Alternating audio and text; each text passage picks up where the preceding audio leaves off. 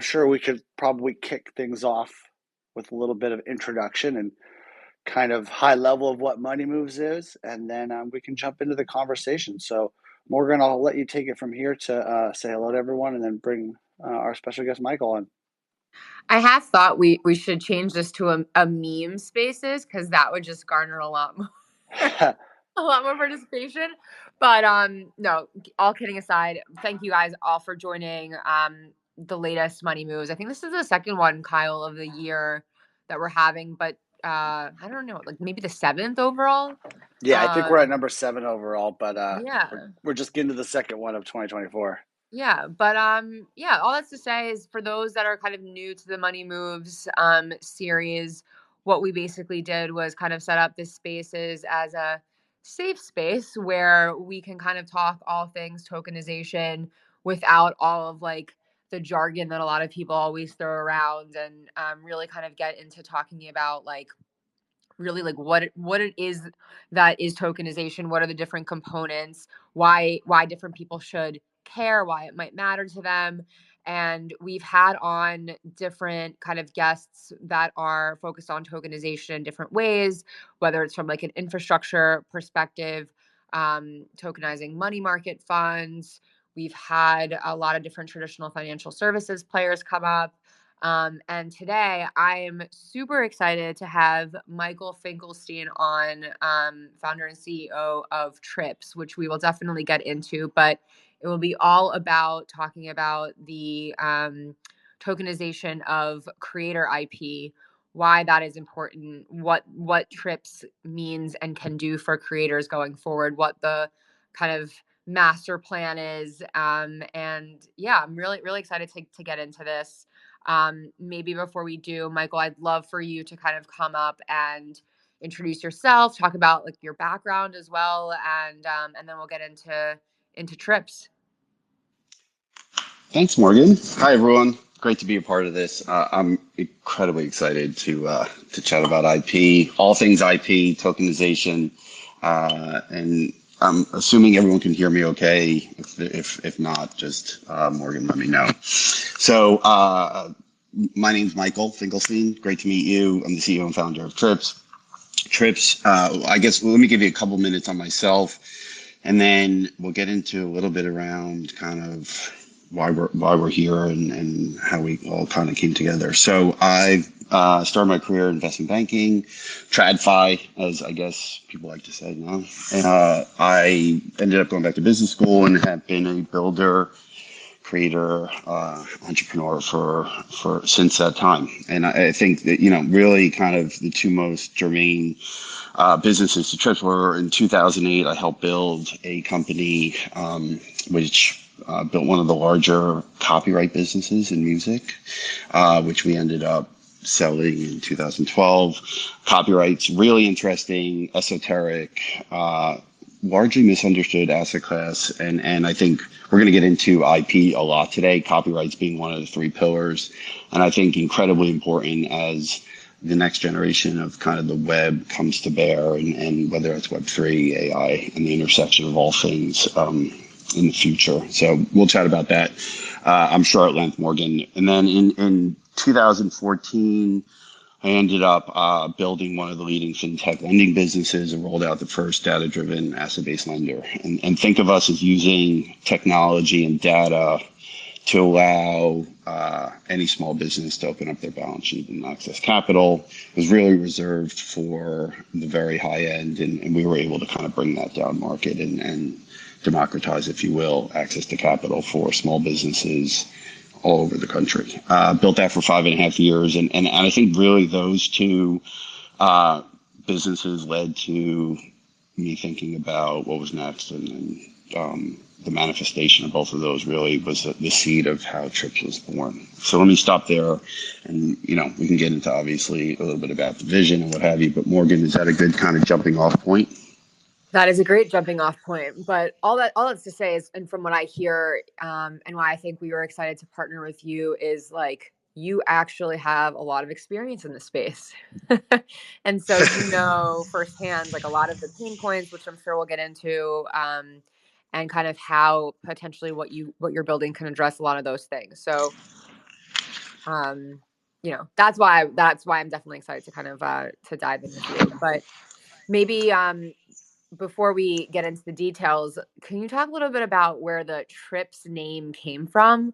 I was kind of wondering that myself, and then when you explained it to me, I was like, oh, I had no idea. So maybe talk about that, because I think those of us in the space who maybe are creators, like there's varying levels of kind of understanding of kind of problems, pain points, legalities that exist, and so would love to kind of maybe let's start from the TRIPS name, and we'll go from there. Absolutely. And I think, we're going to get into a lot of this. And I think content, copyright, dare I say, IP is having its moment right now, and incredibly important in understanding what creator rights are, how they come to bear, and how they're enforced. I think is going to be a large part of the discussion today, and why I think, and I know we'll get into this, Morgan, why I think blockchain as an underlying technology is so interesting, and the IP use case really kind of is a match made in heaven. But coming back to your question, TRIPS. The TRIPS name is actually based on a multinational accord. It's one of the most comprehensive multinational, multilateral agreements on IP that really governs IP protection around the world.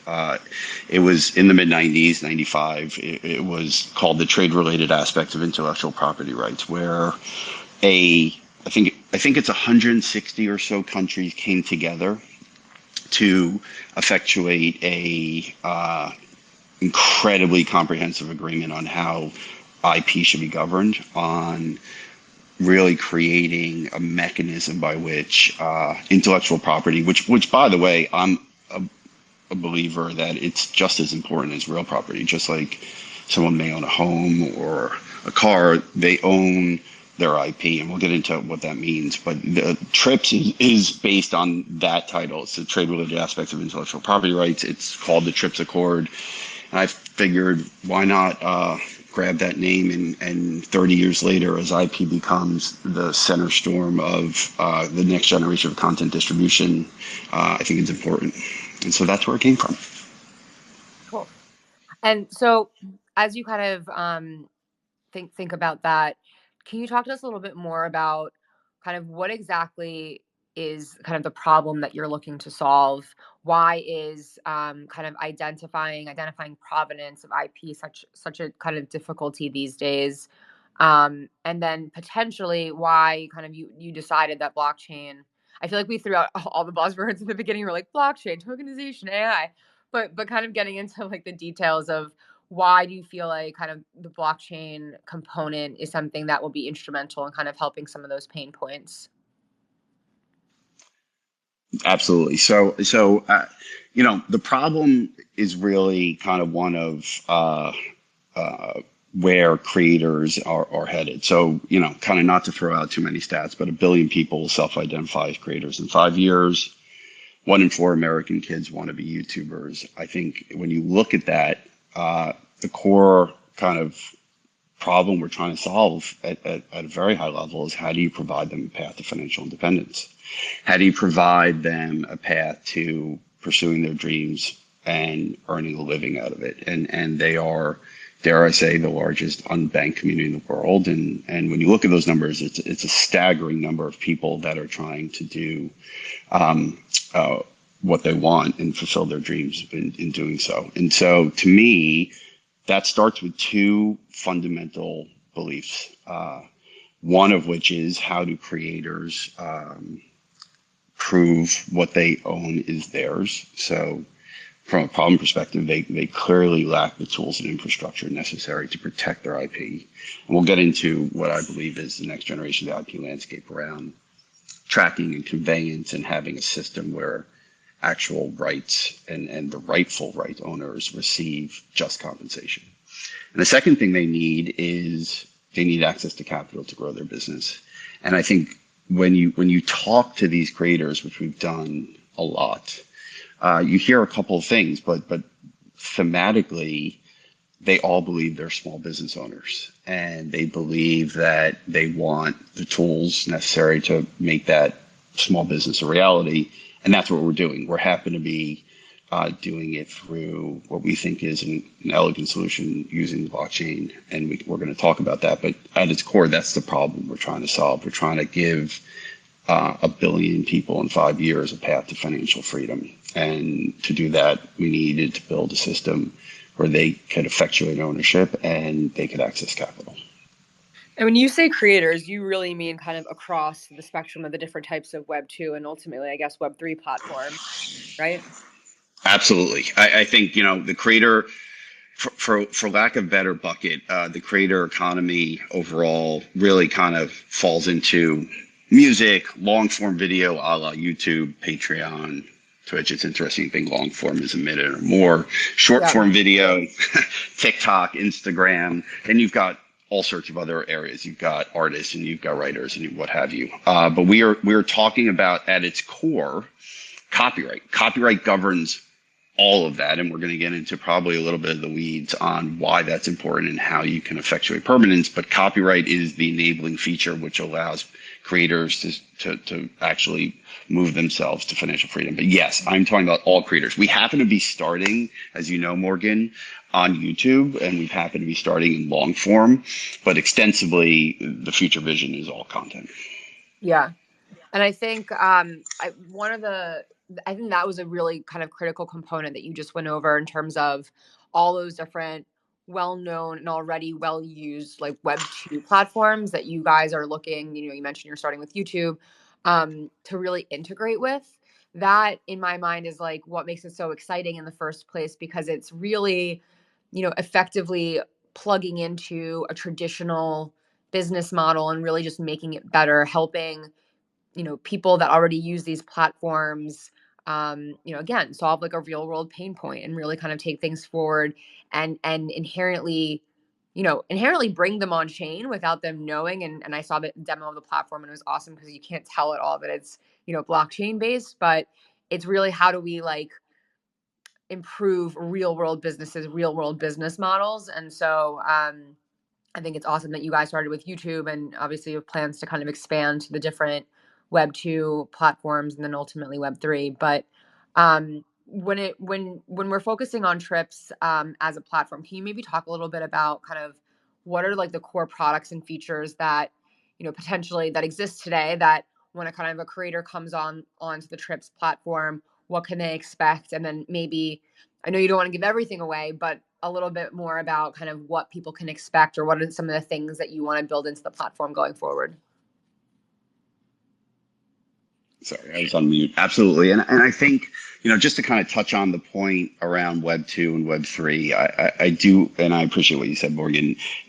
Right now, creators are living in the Web 2 world. That's where they're monetizing. And we very much believe that, we wanted to focus on the amplification of those efforts and allowing them to supercharge, if you will, what they're doing today, while slowly introducing them to what we all think is going to be the next generation of the web.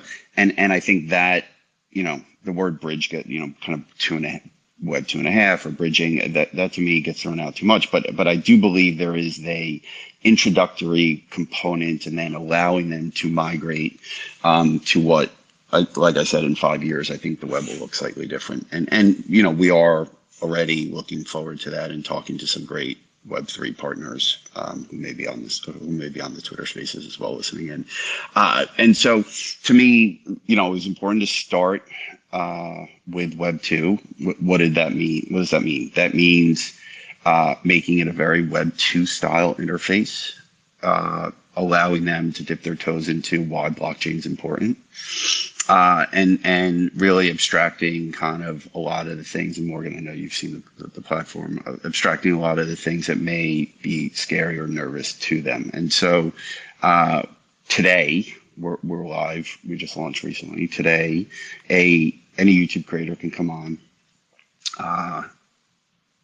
in 3 easy clicks, kind of accomplish what we're about to kind of talk about, which is they authenticate themselves through Google, they link their YouTube, they click a button, and we effectively spin up a mirror of what we call TCIs, so tokenized copyright interest. So if I'm a YouTuber and I have 100 videos, you come to Trips and you kind of make a couple of clicks, and what you'll see on our side is 100, again, what we call TCIs. Think of them as a 721 wrapper that has stamped copyright ownership on chain.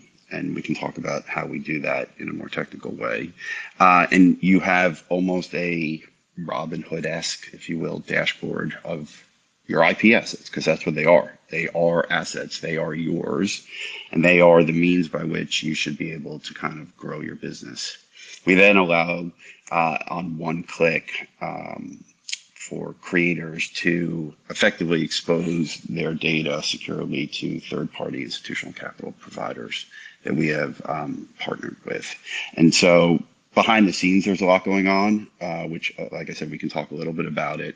But effectively, that's it today. We have obviously high hopes in the future. I know we're going to talk about the future in a little bit further into the spaces. But today, that's what happens. And so any YouTube creator can come on that's monetized, click a button. We mint 721s around each piece. I think of it as a wrapper around each piece of content that they own today. It's an existing library. We have an auto mint feature, which our creators love. Every time they post a video on YouTube, we mint their own kind of distributed ledger around that piece of content. And think of those TCIs, if you will, as A, the stamp of provenance on chain, and B, what I would say is the central source of truth around how that content performs. And I think that's incredibly important in the future, especially with what's going on with copyright infringement and where we're headed. Does that And AI, which we'll get into. I'm not.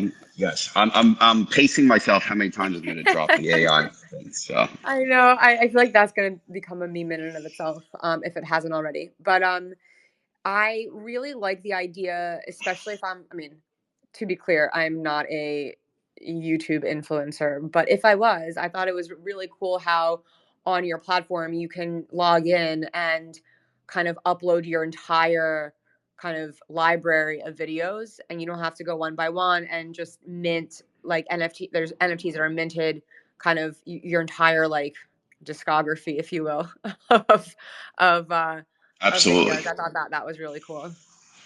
Yeah, and you know, the word influencer, you are an influencer, Morgan. But you Thanks. know, the word no problem. The word influencer, you know, it has a meaning right out there. But we also, you know, when we start thinking about this, it's an incredible broad group of people that are on YouTube and run effectively a small business of one. And to your point, we really wanted to make this open and a system where anyone can come on, and we bring their entire library individually at the asset level on chain. And I think, and it's free. I mean, you know, come to Trips and 3 clicks and you're in. And I think, you know, that's becoming increasingly important. You brought up the word discography, and I think a lot of the Web3 focus has, you know, rightfully so, been in music. And I think next is video, and hopefully we're at the early stage of that. And so you mentioned that once kind of creators come on and mint these TCIs, which are copyrights and which establish provenance, why is that so important? Like, what's the so what there? And like, what do Yeah. you think is kind of the implication kind of that minting and the establishing of the provenance?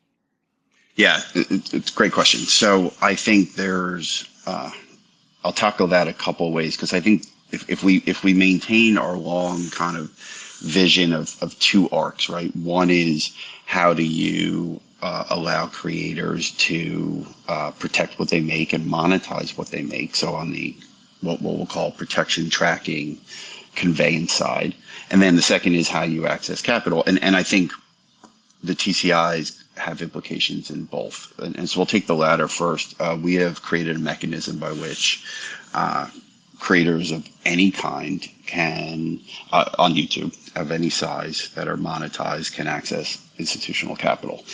One of the things I did at my last company in fintech was understand that there are incredible products, financial products that sometimes are limited to the high end, if you will. And one of the themes at my last company in here is how do you use technology and data to bring what is done at the high end or limited to the 1% down to everyone.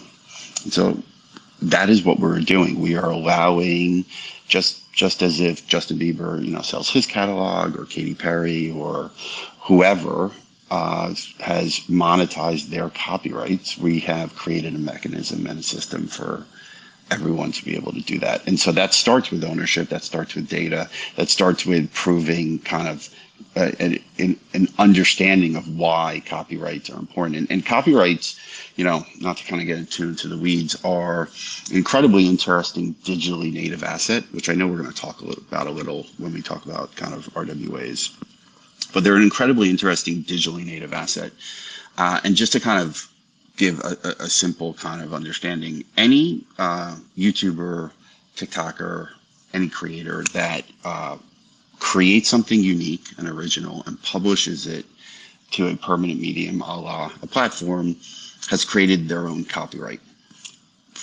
It does not need to be registered. It is one of the rare assets that is a first use paradigm. And so if you think about the data movements in those things, you can actually create really interesting notions of provenance, which are incredibly important because as we bring capital and institutional capital in, which I believe is one of the three pillars of making kind of the creator economy and financial freedom a reality, as we bring capital in, understanding copyright, IP, and ownership is important.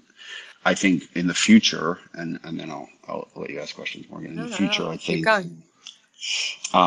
in the future, let's come back to kind of the other arc. Ownership of copyright and IP is going to be table stakes. Period. Full stop. I mean, if those of you who haven't seen Joanna Stern's interview with Mira Murati, the CTO of OpenAI, that occurred, I don't know, at this point, a week ago. Joanna Stern works for the Wall Street Journal. If those of you who haven't watched it, I would encourage you to watch it. And it talks about a lot of the IP copyright ownership implications that we are facing today, and that is going to be a monumental fight over the next year or two as the next 20 years of content distribution becomes ironed out. And so starting with who owns what is, to me, base level. And we want to be, that place. We want to be that blockchain-based IP registry that can effectuate that. So anyway, that's why it's important.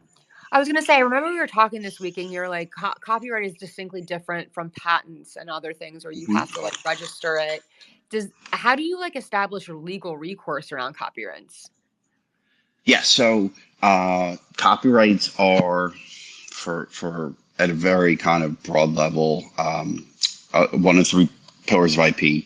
Copyrights are first use paradigm, meaning once you publish it in a permanent medium, it's yours for, depending on the type, but called 70 years past your natural life. Copyright law has actually been around, not to kind of geek out too much, for 400 years.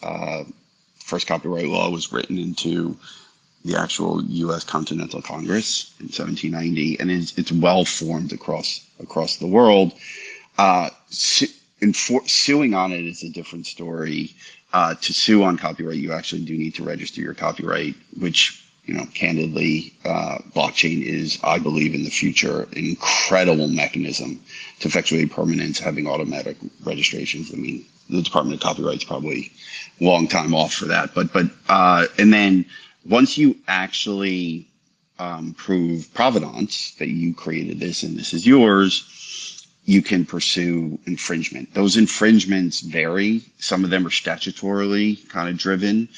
Some of them are more contractual driven. They happen to be, we're not going to get into a kind of a session of copyright law, but effectively that'll be Money Moves Part 2. Okay, fine. We'll lose 3/4 of the audience. Okay, but needless to say, establishing copyright ownership is the start of where everything goes, and I think that's really incredible use case for the blockchain. right? Because if you think about, I mean, what is the blockchain, right? It cryptographically records things that are immutable. It's a recordation of facts that are in an immutable way. And I mean, IP to me is the front and center of digitally native assets and should be on a recorded on a blockchain, and then kind of move forward from there. I think that's actually a good segue into kind of the liquidity and institutional side of things.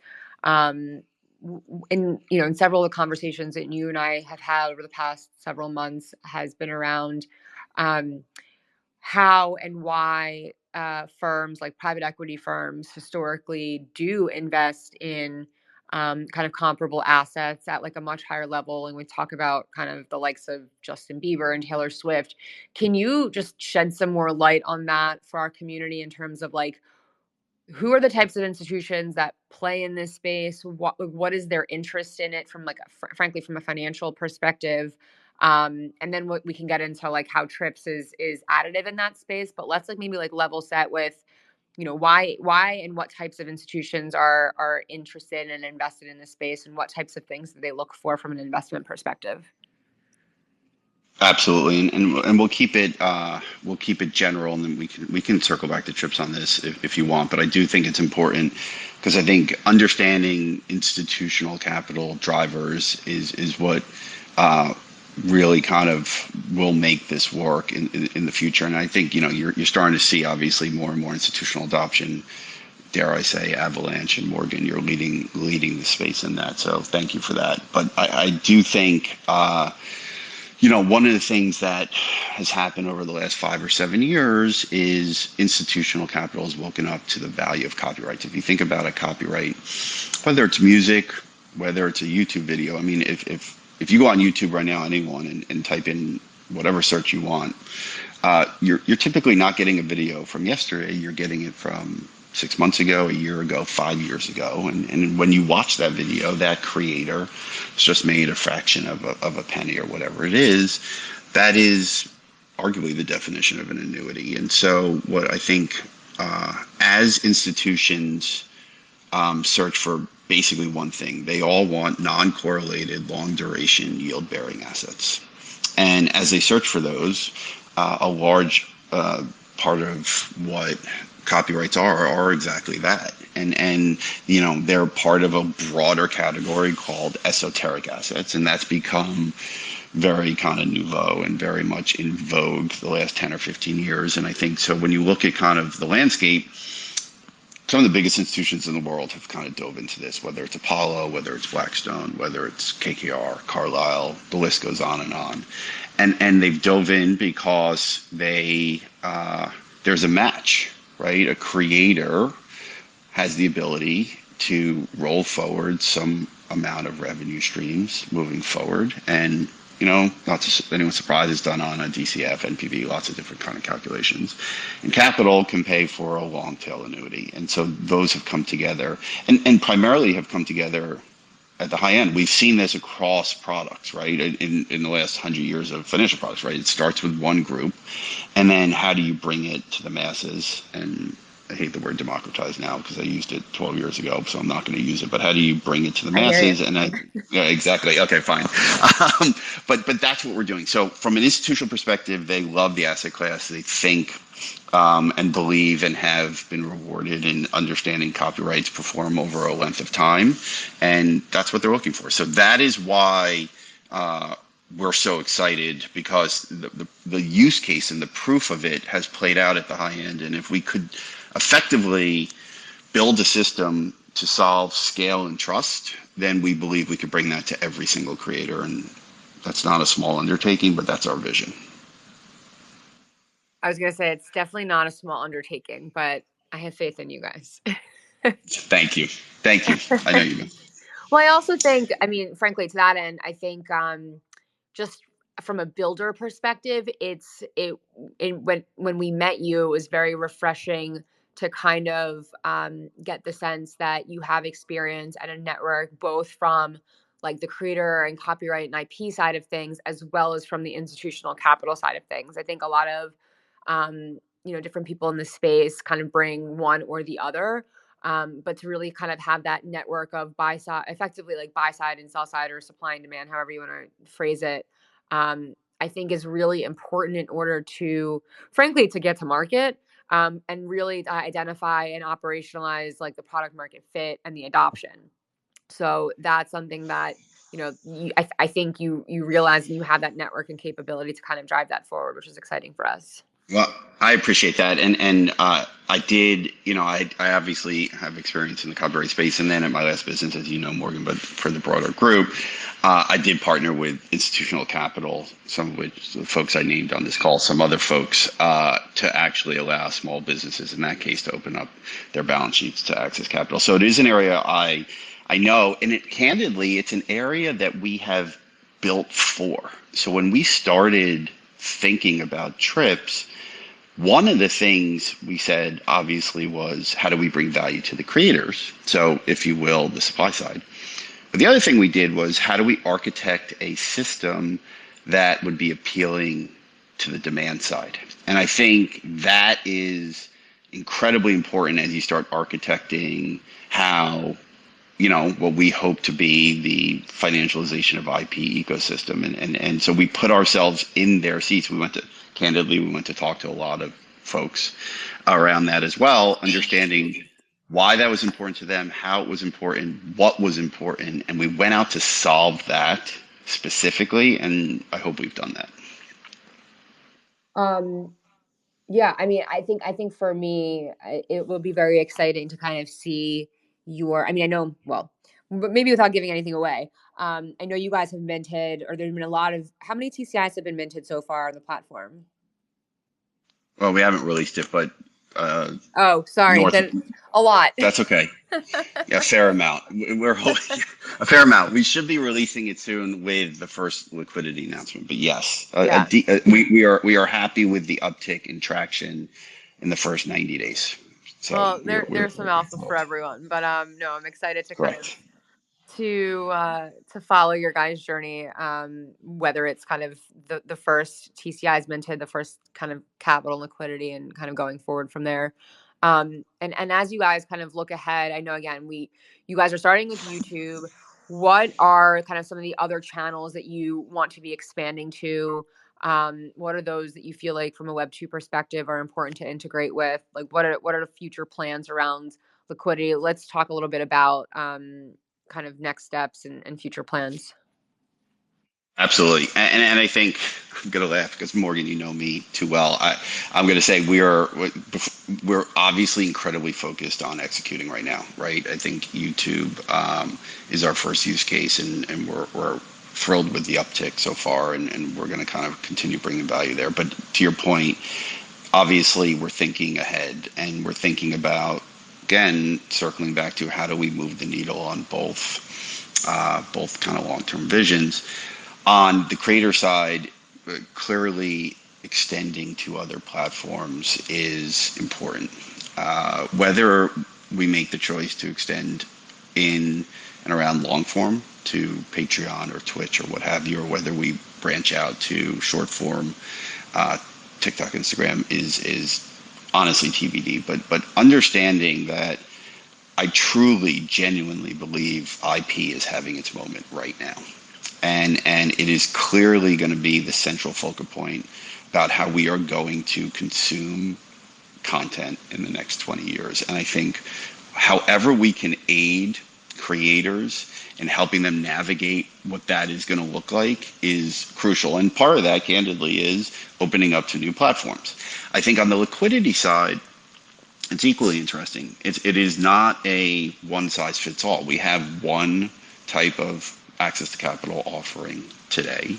We have obviously visions around expanding that in whether it's type of capital that are accessed, dare I say, into DeFi, and we've had some really interesting conversations with some of the protocols that I'm sure people would know. And I think allowing for creators to control their destiny. And if you think about how we've built this, and it's incredibly important, it is always at the creator's control. They can control, they always retain creative control. They have the ability to take a la carte offerings. And so, I think bringing capital in each of those different areas where they may want to take different types and styles of capital is something that is definitely on our radar. And I think finally, just kind of bringing those two together in a way to move creators from unbanked to banked, to allow them access to traditional financial products, to allow them access to all the other things out there, I think is part of the longer term vision. So yes, we will move to other platforms. Yes, we will bring in other liquidity. Hopefully, as we kind of build out and become, the dominant player, dare I say, on the YouTube side. And so when we look 5 years out, which in crypto years is like 500 years, what do you feel like is the kind of IP landscape as we know it, especially, and I'm going to say it again, with the kind of introduction, integration, and adoption of AI? Yeah. What do you feel like that looks like, and how do you think kind of trips would fit into that landscape?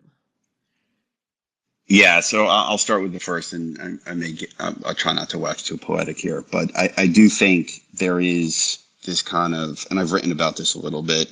There are these three pillars that really will define success, and it's authentication, protection of rights, and capital. And I think on the first two, a lot of this is not necessarily the most popular view in the world right now, but I am a firm believer that AI is infringing on the world's IP. I think that that from this there will be monetization schemas that come from it. I do believe that original rights holders have rights, and they will get paid for their use of derivative rights and their use of their copyrights in future generative content. Clearly, there are folks that agree with me, right? The New York Times, Universal Music, some of the biggest companies in the world have taken a stance that they haven't given the consent needed to generate future derivative rights content from things they own. I'm a firm believer in that.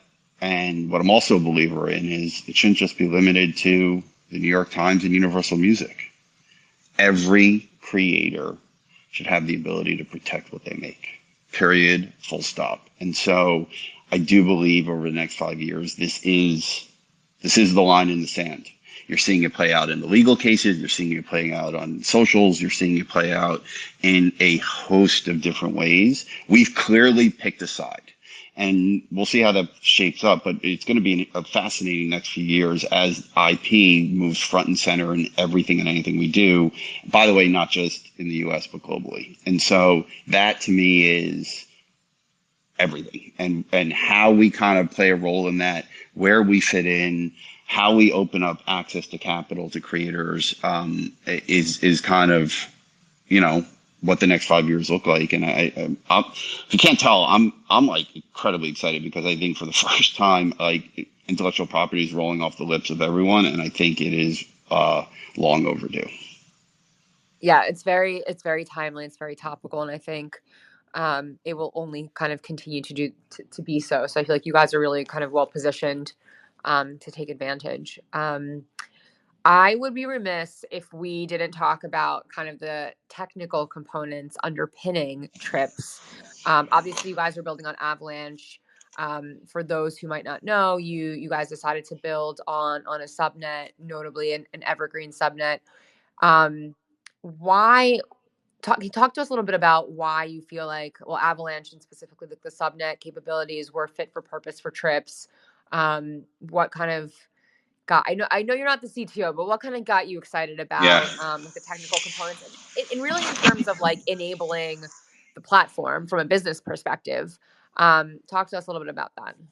Yeah, and let me start with, and this is not, I've said this before in one-on-ones and multiples. I think one of the things that, and Morgan, you know this, that very much attracted us to Avalanche, especially the subnet product, was twofold. One was the institutional ethos that Avalanche has, full stop. We're big buyers in institutional capital, dipping their toes in and starting to actually drive adoption of various tokenized products. You're obviously seeing it all in the news and BlackRock's announcements and what have you. But I do think from day one, when we had the chance to meet you and the team, that institutional ethos was very aligned with where we're headed. And so I think that's important even outside technologically. I think from a tech standpoint, what was really important for us, especially out of the gate, and will be a part of whatever we do moving forward, is operating on a permissioned, quote unquote, private subnet or sidechain. And in this case, subnet product is, in my opinion, the market leader, and offered us the ability to do certain things, especially when you talk about institutional liquidity.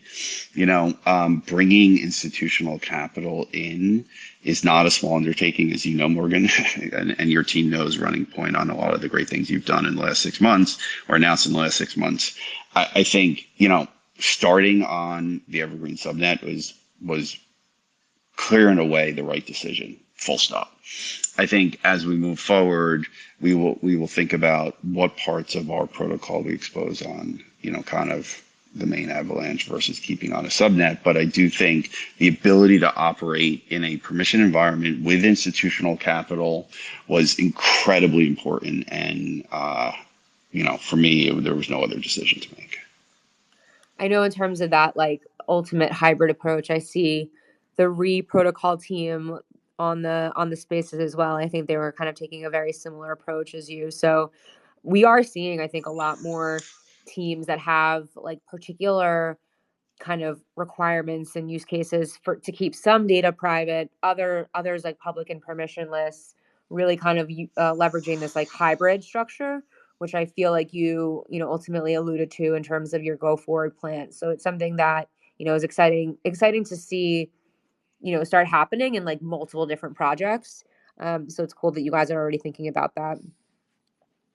Love that. Yeah, and we're totally aligned. We believe that we will be hybrid, and we think that certain things should be totally open, and other things will need to operate in a permissioned environment. And I think that's good for the ecosystem because it will bring more and more people in to allow all of us to kind of realize the fruition of our efforts.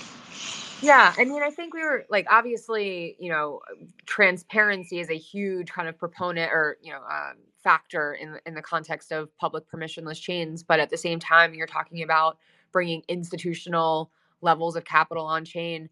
There's a lot of kind of concerns that they're raising around transaction privacy or balance privacy, and all of that stuff is what they have and what they're used to, and frankly, in some cases, like legally bound to in the traditional or Web 2 world. So being able to kind of bring that same capability on chain, but leveraging all the same benefits of interoperable blockchains, I think is proving really compelling for institutional capital overall. I couldn't agree more, and I think it mirrors and parallels the same thing with creators. They're in the Web 2 world. We have to migrate them over in a way that makes them comfortable. And I think having had, and I know you have too, Morgan, multiple conversations with institutions, this to me is the right approach. They will most likely get to a fully open system at some point, or maybe they won't. But this is the way in, and I think we are all kind of working in that way. So that's Yeah. I couldn't agree more. Not to kind of belabor the point. And I do want to take some questions from the audience before we do. Just for those that would consider themselves creators that are listening in, talk to us about like the call to action in terms of if they're interested in learning more about Trips, or want to potentially test out the platform. Where do they go? Do they come to you? Is there a website? Tell us like what are kind of next steps in terms of learning more and engaging more closely with Trips? You know what?